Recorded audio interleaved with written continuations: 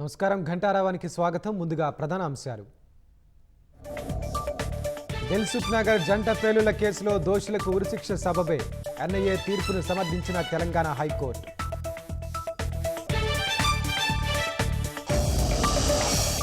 Raghurama custodial torture కేసులో వేగంగా దర్యాప్తు. రెండో రోజు విచారణకు హాజరైన జీజీహెచ్ మాజీ సూపరింటెండెంట్ ప్రభావతి.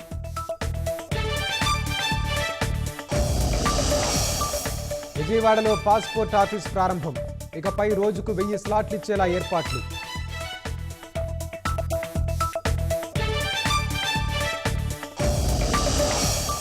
ముద్రా యోజన కింద దేశంలో 33 లక్షల కోట్లకు పైగా రుణాలు. పథకాన్ని సమీక్షించి మెరుగుపరుస్తామన్న ప్రధాని మోదీ.